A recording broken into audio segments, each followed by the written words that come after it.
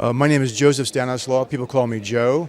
I'm the founder and CEO of my own new company, the J.A. Stanislaw Group, which is a strategic advisory and investment firm in the world of clean technology and energy. What makes me an entrepreneur?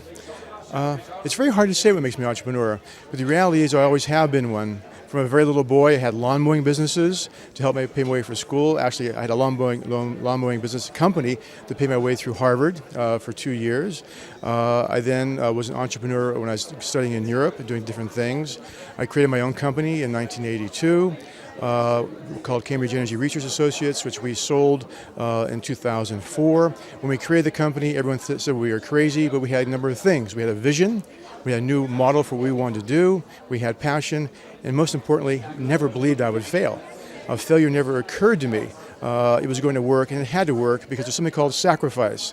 We funded, my two partners and I funded this startup company called Cambridge Energy Research Associates with our own money, our own bank accounts. In fact, what I did was I had a couple of jobs before that where I cashed out my pensions and used those to seed, from my point of view, my own finances for the first 2 years of the company. We had to succeed, but again, it never occurred to us that we wouldn't succeed.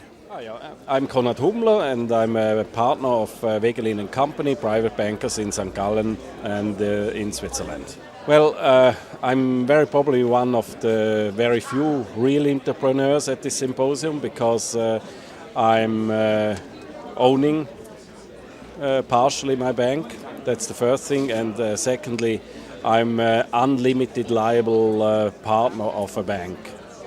Hi, my name's Barnett. I'm a chocolatier and businessman from England. I started my business 6 years ago, and I'm the managing director of 2 companies and a partner in another one. What makes me an entrepreneur? Well, I became an entrepreneur out of necessity. I left school when I was 11 years old, and I've got dyslexia and dyspraxia, so learning disabilities in maths, reading and writing.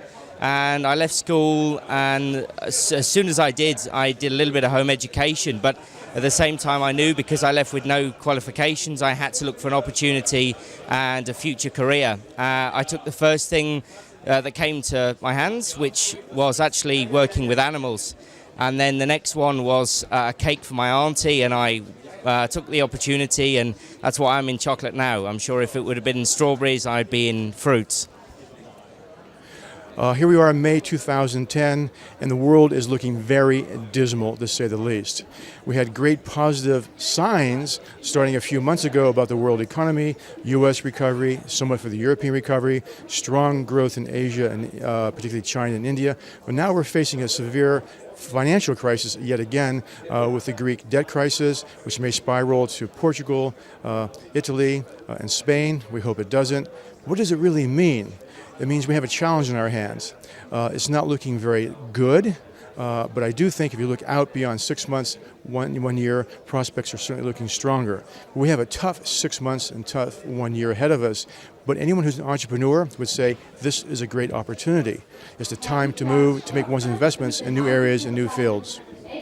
It's very difficult to tell the economic outlook because of the crisis which is going on in the Eurozone. My belief is that Europe is on the verge of a major crisis, and this will of course be a difficult times for European industry and for the banking sector because there's a lot of uncertainty in the system.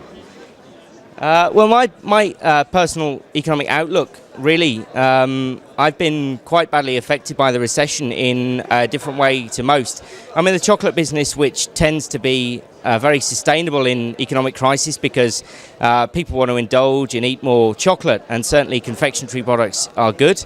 But in the UK, there's been a big release of a very large brand in the recession, which has done really well, which has been competition for me, but I'm still hopeful, and I think being here at the symposium and talking to 200 students and really seeing the leaders of tomorrow, I think I'm very hopeful for the future economy. Certainly by the time our generation gets maybe a few years on, sort of 2012, and really starts entering careers or self-employment. So I'm very positive.